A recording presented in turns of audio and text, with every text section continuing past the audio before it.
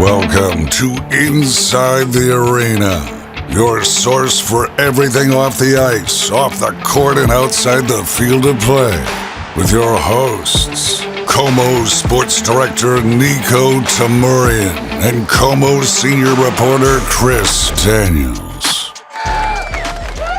Back for episode 31, Niko. How about that? Happy holidays, man. Yeah, right back at you. Happy New Year, and 2025 is going to be a great year, I think. I'm just going to do a little TV tease. We've got a big announcement in the next episode of Inside the Arena. That's going to be great. News about ourselves.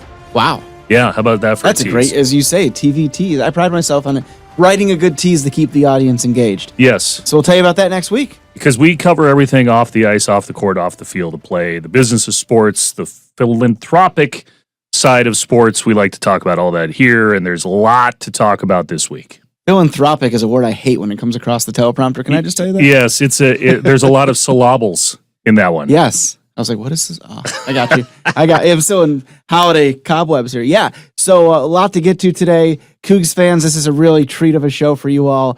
We have the co-chair of the Cougar Collective. Talk about twisting my tongue here. The co-chair of the Cougar Collective, Tim Brandle, awesome guy. We can't wait to bring you what he has to say about all the efforts going on. That's coming your way in just a couple minutes. Yeah, and it's been a wild couple of weeks, as you know, for the Cougars off the field and this whole NIL world, and Tim's got a lot to say on that. But first, what we do every week, we talk about what's good, what's bad in the world of Seattle sports away from the field of play. We call this Four Corners. There you go. The fans are going wild because they want to hear what's good this week, Niko. Yeah, and I'm going to say this. You know, a lot of Cougs will be like, yes, this is a good thing, but I'm going to take it from the Husky perspective here. The Huskies losing in the Sun Bowl. Now, it's not a good thing for the fans here in Washington Lost. If you're a Coug, maybe it is a good thing. The positive I'm taking away from this, if you are a dog out there, and we have to give the dog some love because the rest of the show is going to be about the Cougs, right? So, I like that decision to go for 2. Leave it on the table. It's the Sun Bowl. It's the Tony the Tiger Sun Bowl. And, you know. It was a great ending. It was. And here's my other thing. What you take away from that game is the reason why you play in the darn thing is that you're playing for next year. You're looking at things next year. Damon Williams looks the part. And in a day and age where you almost have to, as we know all too well in the rest of the show, you have to look for who your quarterback's going to be next year. A lot of times, looking in the portal for some guy with 1 year of eligibility or whatever it might be. What a great situation Jed Fish finally, suddenly finds his program, and having a quarterback that could be his guy for the next 3 years. Williams looks the part. How good they'll be next year, I have no clue. But it looks like that situation is well in hand. So that's your positive to take away from what is otherwise a losing season at 6-7 for the Huskies. Yeah, I think if you're a Cougar fan who's listening, you're happy with the ending of that game. I think if you're a Husky fan, it's going to be interesting to kind of look back at this season and look at ticket sales in the first year in the Big Ten Conference, obviously the 6-7 season, what the schedule looks like next year. There's a non-conference schedule that potentially is better for the Huskies in 2025. But this is going to be a whole new world for anybody who follows the University of Washington, the athletic department, and all the issues away from the field there. The one thing I wanted to say, so we haven't talked about this really in the last couple of weeks, is the Club World Cup. That's going to be a story that we'll be talking about in the weeks to come in 2025. FIFA quietly put tickets on sale, gave the Sounders season ticket holders the option of getting first dibs. And we know the schedule now. We know that there are tickets that are available in Seattle at Lumen Field. Botafogo? Did I say that right? I think so. Yeah, they're going to be the first ones June 15th, rather.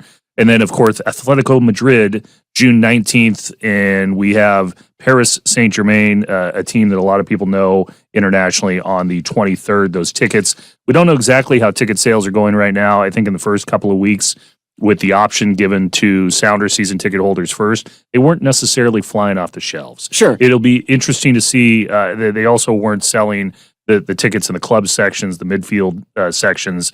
That is going to be interesting to see how FIFA handles this first-time event in Seattle in terms of trying to sell tickets to that event. I think that as it gets closer, especially, provided some of those, I think that's when it takes off. People becomes more real, like, oh, this is really a big deal.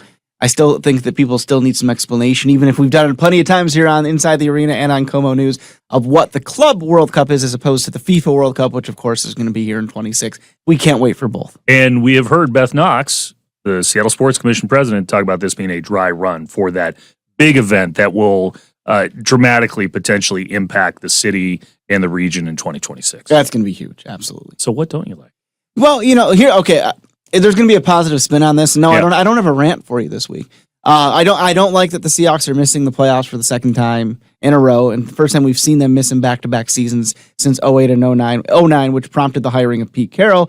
But I say this from the standpoint of I really like that Mike McDonald had that ability to diagnose what's going on, and John Schneider had that ability to diagnose what's going on. We saw it at the bye week, and they made wholesale changes, and they brought in Ernest Jones, who was arguably the best player on defense from November on.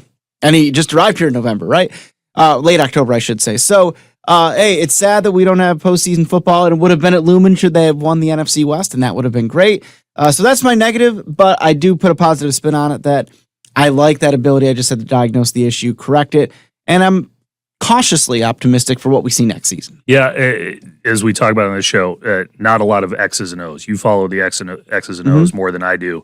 The whole question of Geno Smith and that's the big offseason question, and him coming back, you've got to ask the question: okay, if it's not Geno, who's it going to be? There's not a lot of Sam Darnold stories that are out there where you're going to pick somebody up off a waiver wire and have them light it up for more than 4,000 yards.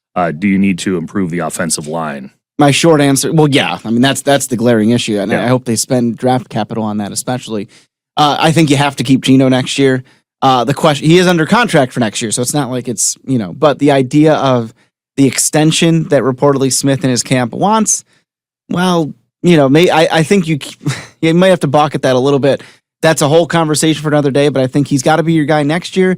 But you better start working on the succession plan. And I think Geno does a lot of things very well. There are a lot of late games decisions that I think people had problems with. That's my only issue with him. I mean, he had a terrible offensive line, and he led the league in passing yards for most of the year. So he did some good things, but he also made some costly mistakes. Well, and I will close out our four corners with what I think a lot of people, especially in the world of Washington State University and people who follow it, have been talking about a lot over the last couple of weeks, and that is the financial situation at WSU in regards to not only the athletic department, what's going on campus. And John Canzano, longtime reporter that in Oregon, writes about the Pac-12, worked for the Oregonian for years. He now runs his own blog, which johncanzano.com. He's a frequent podcast host as well.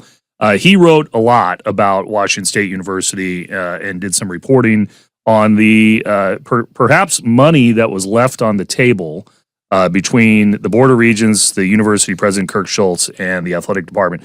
I just want to read a portion of his blog. This is also going to help us with our guest on the show as well. The Board of Regents at Washington State University, Canzano writes, held a mid-November meeting at the Edgewater Hotel in downtown Seattle. WSU President Kirk Schultz was in the room. Breakfast was served. The group dined on eggs and bacon and sausage patty, coffee, teas, and juices. Also on the menu that morning, a directive from the Regents to Schultz. Schultz's bosses told him to work with Leslie Brunelli, the school's chief financial officer, to find an additional $2 million in institutional support for athletics. The president was instructed to get the funds and report back. Per a source close to the board, that didn't happen. Again, this is according to John Canzano. Jake Dickert, Washington State's 41-year-old football coach, left the school for a job at Wake Forest. The Demon Deacons, as we have discussed, are not a football powerhouse. No. Dickert didn't have regional ties to that area. It was a curious move, as Canzano says, and I think a lot of people would say, for Dickert to go there. And so he goes on to talk about how this raises questions about the dynamics in Pullman with leadership, with the question of keeping pace with NIL. He quoted Enrique Cerna, who, by the way, is a Hall of Famer with the Northwest Emmys. He has been on stage, a longtime TV guy. He's a Wazoo Regent who was quoted saying, "We care deeply about athletics. It's important for the university. It's a big draw. Other things on campus need to be funded, sure, but the Regents gave that directive because we care about athletics."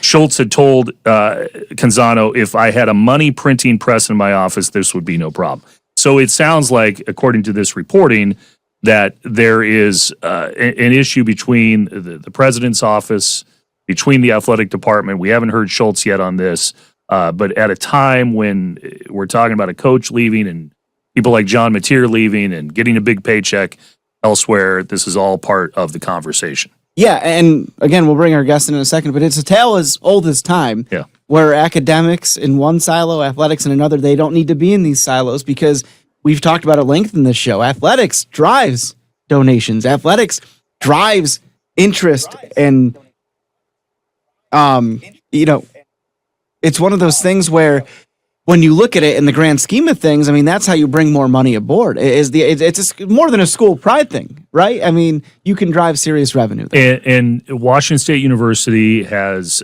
seen an enrollment decline over the last few years. Mm-hmm. There has been a question about people coming back to campus for football games, what the demise of the former Pac-12, meaning the original 12 teams, leaving Washington State and Oregon State, what that means for bringing people back to campus. You and I talked about on this show the Wyoming game at the end of November and trying to bring people back to campus. In that respect, athletics is the front porch for Washington State University and getting people there. And that's why this dynamic is so interesting to talk about. How much should Washington State spend to support an athletic program that brings people back to campus? Yeah, I think it goes hand in hand. You have to. But who better to talk about it than our guest today, right? How is that for a TV segue? It's like you've been doing it 30 years or what is it, 30th, right? Oh, who's counting? Oh, I didn't mean to date anything there. Hey, so let's bring in Tim Brandle. He is the co-chair of the Cougar Collective, graciously giving us his time this holiday season. Tim, thank you so much for joining us.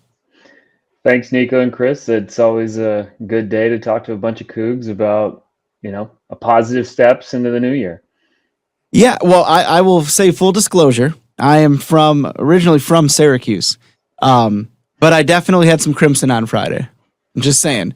We're not all perfect. That's the best line. I've used that before, actually, in certain situations. Oh, my God, that's great. So thank you. And you just heard Chris and I talking a moment ago about the unique dynamic with all of the changes, for lack of a better term, that have occurred in Pullman and really the Pacific Northwest in college athletics over the last few years, quite frankly. What is your take?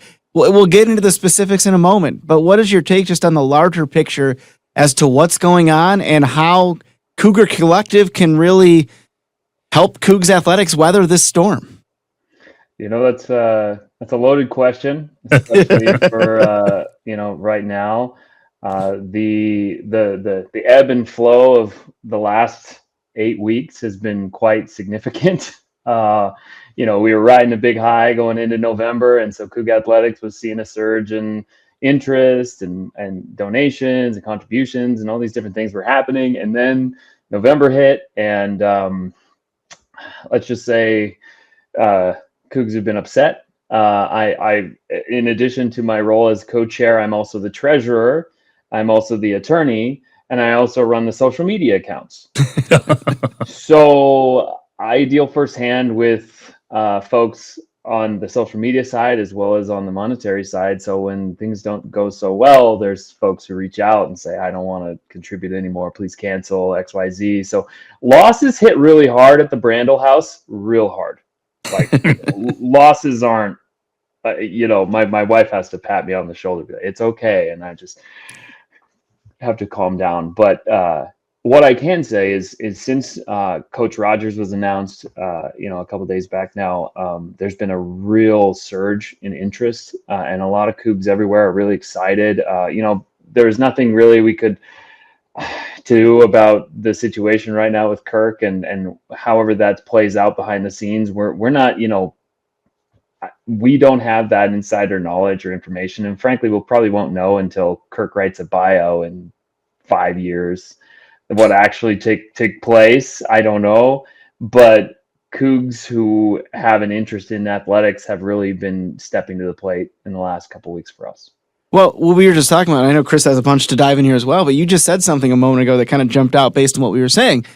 You're 8-1 at one point in the season, and the donations rise. I mean, that just seems like, I know you're looking at it from the NIL perspective for sure, but I mean, I would think that applies everywhere, that the more you invest, the more you win, the more money that's going around for everybody, right? Yeah, and I don't like to quote the guy because he just left us, but Jake Dickert had this great saying, which is you don't just invest when you're winning, you invest to win. You have to build that foundation to get to where you want to go, and getting that across to people, is one of our biggest challenges.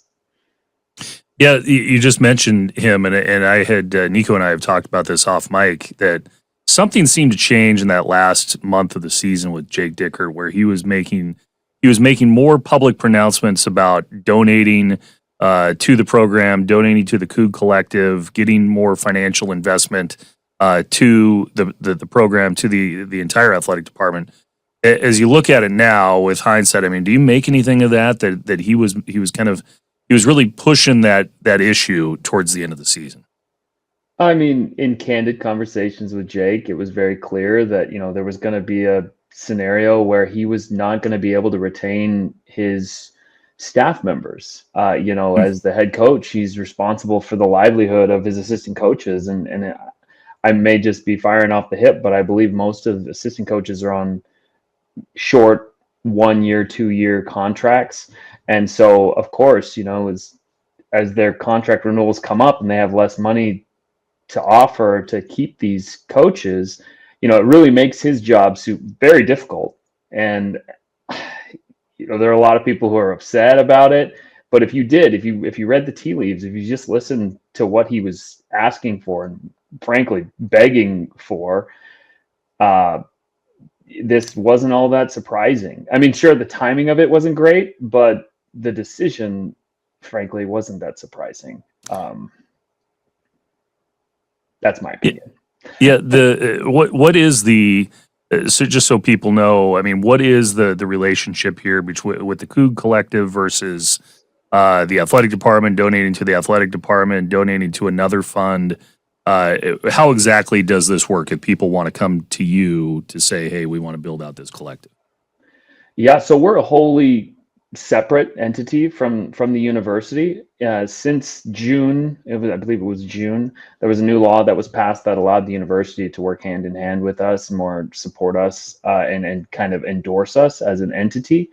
So we're a separate nonprofit corporation with a wholly voluntary board of directors. Everybody who works for the Cougar Collective are volunteers. We do this as a passion to try to help the Cougs as much as possible. And so while we're not technically controlled by the university in any way, shape, or form, we work very closely with stakeholders there to ensure that we're following all the proper procedures and we're always following the rules. We want to be the best stewards for NIL funds at WSU, and that really comes with having people who are invested in the success of WSU student athletes. And as volunteers, that's all we can hope for. Like, I have the best job in the world. I get to work with the kids on a daily basis and talk to them and ask them and work through contracts if they have questions. I mean, a guy can go in the portal, a girl can go in the portal, and I'll still reach out to them and let them know that I'm here for them to support them if they have questions. I'm a Coug at heart, and I'm going to help them. Regardless of where they're going, I don't want them to get taken advantage of because they've lived in Pullman. To me, that's enough. So that's kind of the mantra of most of us on our board of directors as is. Well, I love that. And again, I think for a lot of folks out there, I think certainly some of the diehard college football fans have a better grasp than, say, somebody who's a casual fan, especially how it seems like a whirlwind, how much things have changed regarding the NIL world, the portal, all that stuff in just the last few years. So if you could take me through how the Cougar Collective was born and how you got it rolling and how you have to approach this every day to try and ensure these student athletes are A, coming to Pullman, and B, happy in Pullman, and all the things that I imagine this has got to be like a 24/7 job for you guys. It's a weird job, that's for sure. But to go to your initial question is, we were founded trial by fire. We were founded out of fire. We weren't a school that obviously has a lot of bagmen. We didn't have any infrastructure in place. So in 2022, a group of us came together who have, obviously all of us have met each other through different endeavors with the Cougs, most notably Cougs First, which is a business network for Cougs to do businesses with Cougs. It's also wholly volunteer organization. So a bunch of us knew each other from there. Jack Thompson, Paul Sorensen, Robbie Tobeck, Jed Collins. In January of 22, we got wind that Cam Ward was going to possibly come to WSU. And we're all like, oh, great. And then we heard about what Missouri and what Ole Miss was offering him. And honestly, all of us were in shock. We had no clue what this world was going to evolve into. So we're like, okay, we got to do something. This kid does want to come to WSU, but we got to put something together that would actually look attractive for him. And this is all a taboo subject at the time. We couldn't really work with the school. We couldn't really do anything. So it was a bunch of us hodgepodge came together to create and form this entity. And as soon as we got it off the ground, as soon as we were able to get pledges from Coug business owners and other generous donors to come up with the package, we're like, well, now what? What do we do? What's going to happen here? Like we're very, I guess we figured we stumbled across the finish line and we made it. And then it was like, oh my gosh, everybody in the US is doing this for their entire rosters. And you started hearing about all these new things and we're like, we're woefully behind. We have nothing. We don't know what we're going to do. And so we leaned into the fact that, we didn't have anybody going to go find major gifts. We had to lean on the fact that Cougs are passionate, and everybody you see at an airport wearing a Coug shirt, you're going to get a Go Cougs. That's the type of mantra we had to lean into, and that's the crowdsource model. So we created the 1890 Club, which was, minimum contribution was $18.90 a month, which for most people is like, sure, why not? And since then, it's grown to just over 2,000 members in that 1890 Club in 2 years, which we're proud of. It's still not where we'd like it to be. I'd prefer it to be a little higher, but the amount of growth has been tremendous, and it's allowed us to really provide the support that student athletes need at Washington State. So we're proud of it. Okay, so let's just cut to the chase. Let's try and I know it's delicate, but John Mathew. That was my next question. He has people aren't necessarily seeing him play for a couple of years because of Cam Ward, who you just mentioned, who had his own NIL at Washington State and went for big money at Miami and had a great year. John Mathew has a great year, and all of a sudden now he's open for the highest bidder. What can you say about how that process worked from where you sit in trying to keep John Mathew in Pullman? And as we know, he went to Oklahoma. Well, first of all, I have to say thanks to everybody who was involved with the Herculean effort to try to keep John. There was funds raised essentially in a 3-week span. We created an entirely new fund just to keep John in Pullman, and a lot of that also had to do with basically using what Pullman's great at, and that's finding new ways and different ways to raise money for him that would have made it perfect for him. Hotel stays, cars, different things like that for when his parents were kind of come visit. John is a gracious and a great kid, and if anybody has the opportunity to speak with him and actually talk to him, you realize why so many people came together to try to keep him in Pullman. I can say, as the person in charge of the money, that wasn't necessarily the case a year ago. For the other guy who left, it was for John, and that's because John's worth it. And we caught wind of what the actual number we were looking at. We caught wind of that, and once we caught wind of that, unfortunately, we felt very distraught in a way. But at the same time, the pragmatic side of it is any parent in America would say to him, you gotta go take that amount of money to play a sport at this stage in your career. You have to make that decision because the NFL is not a given, right? And as a quarterback who takes punishment, you're not a clean pocket passer. You're a bulldozer. You could get hurt. Yeah. We made every effort we could. We pulled a lot of strings to get together and basically proposed to him this awesome package, and he was gracious and he listened to our entire proposal and he thanked everyone in the room profusely. And but ultimately, you know, the decision had to be pragmatic, and he made that decision, and I support him in that. And I'm lucky enough that I get to, you know, still communicate with him and say, you know, I watched the Oklahoma game and kind of gave him I ribbed him a little bit. But, you know, he's a great Coug. And I know there are people who say he's not a Coug anymore, but I promise you, John's a Coug at heart. He just made the right business decision. Well, and yeah, and again, we had interactions with him as well. He's same thing you said, just a great guy. I wanted to ask, is some of these events that you've mentioned, the idea of getting Cam Ward across the finish line to Pullman, almost getting John Mathew here to stay, is there at least, okay, maybe, you know, Cam goes to Miami, okay, maybe John goes to Oklahoma, but is there at least maybe a residual effect that at least WSU, the Cougar Collective, is in a better position now, having made those fundraising efforts or built out that infrastructure because of those efforts that you just told us about that went through? I mean, absolutely. I mean, failure is the greatest teacher. I mean, we know that we had the ability to come up with XYZ if necessary, you know, and in fact, we're trying to get our, you know, supporters to understand, like, look, we weren't even in the room.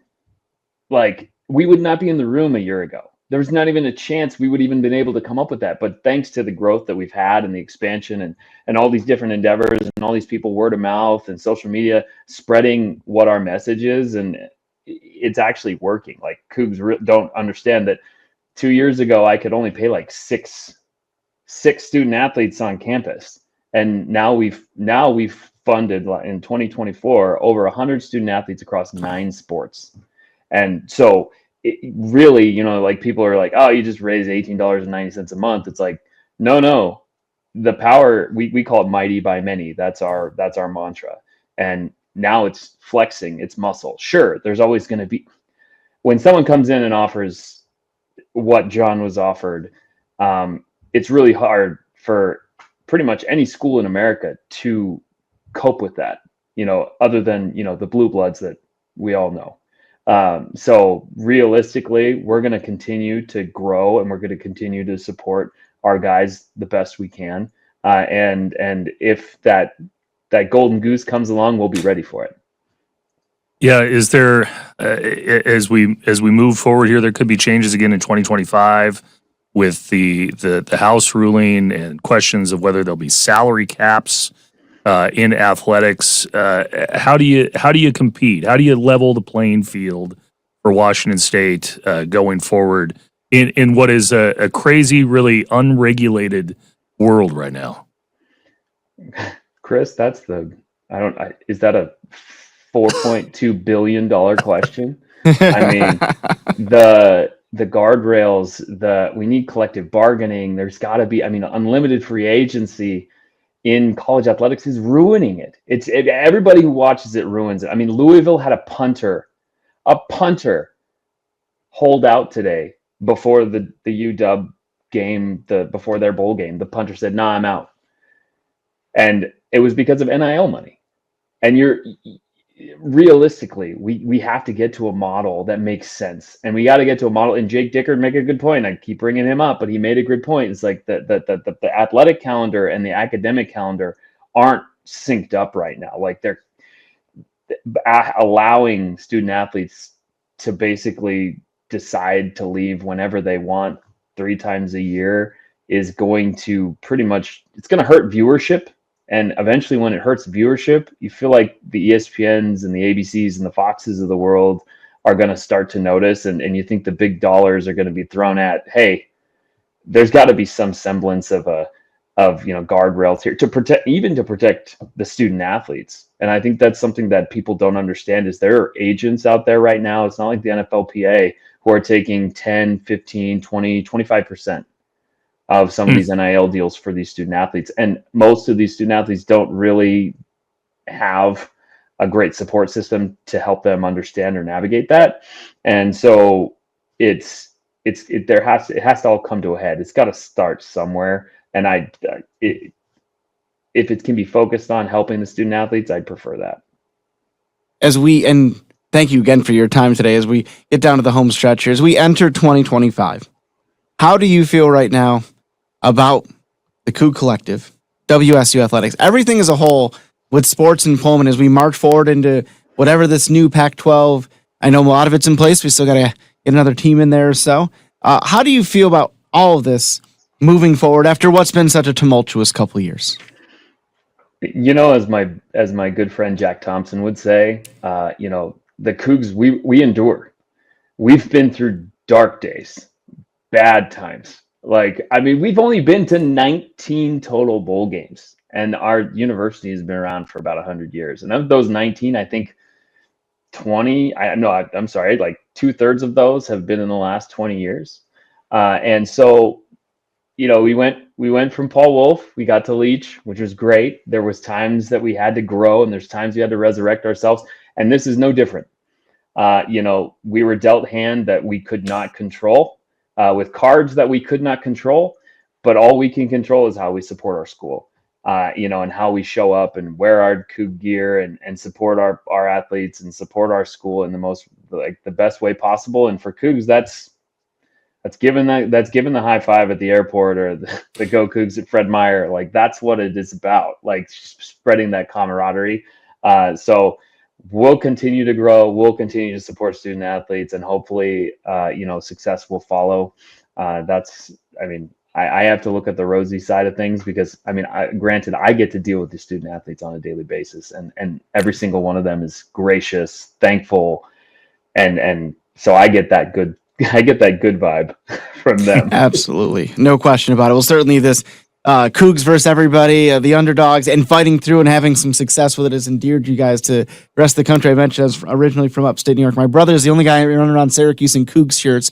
He came here for the Apple Cup just to see the Cougs, and he gets Go Cougs out there, which is great. And I suspect that that's the case across the country. Tim Brandle, co-chair of the Cougar Collective. My goodness, Happy New Year, and we can't thank you enough for all the insight you provided us today.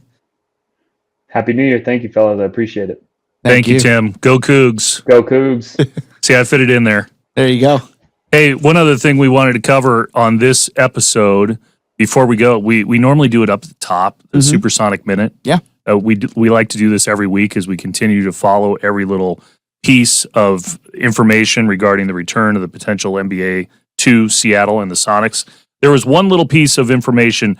Can we do it in the minute? Can we do it in the minute? There we go. Yeah. Where's it? There it is. There it is. Trying to find the button.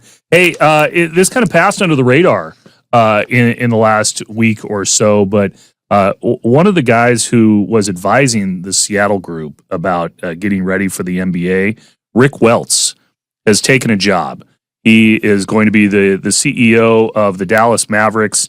He was advising the Seattle group on how to manage their messaging and work with the NBA league office. He'd been in Seattle quite a few times. He's a former Seattle Sonic ball boy. He had been at the Warriors. I think a lot of people know he was there. The president helped them build the Chase Center in San Francisco. And he's a Hall of Famer, an NBA or basketball Hall of Famer. So I don't know what this means in the big picture for Seattle and bringing the NBA back. He's clearly an advocate for bringing the Sonics back. But he is not going to be advising the Seattle group anymore because he's going to be the CEO of the Dallas Mavericks, where they are also trying to build a new arena. And let's hope that 2025 is the year we finally get that good news. Yeah, what's as we hit the final buzzer, that's something we haven't done in a while. The buzzer still works. Any thoughts on 2025? What the big story is going to be? I think it's going to be a great year. And that's easy to say, but I think 2024 was absolutely, and by every stretch of the imagination, the year of change in Seattle sports. The Seahawks, the Kraken, the Mariners, Huskies football and men's basketball, Cougars football and men's basketball, all changing head coach in 2024. That's insane. We'll never see that kind of year again. So 2025 will offer stability, but I genuinely believe, we may not. Adam Silver told you they're going to address expansion this season. Well, this season ends in June of 25. So I'm hopeful, cautiously optimistic that we get that good news we've been waiting. It'll be about 17 years at that point for. 17 years. Who's counting? 2025, and they left in 08, and Clay Bennett bought them in 06. Oh my God, the longest story of my life. Well, 2025, nice silver anniversary of the 21st century. Is that right? Something like that. Hey, the other thing we have to look forward to, a new Pac-12 TV digital rights deal, potentially another school or two announced for the Pac-12, some stability there for Washington State University. Will be the word. And I think it's going to be a big year in 2025 for the Cougs, for the Beavs, Boise State. We'll see how they do. Gonzaga, all going to be part of that new Pac-12. And I think we'll have a TV digital rights deal, and we'll know what that conference is going to look like in 2026. I love it. David Lee, start the new year right. You've been listening to Inside the Arena with Niko and Chris. Please subscribe on your favorite platform. Until next time.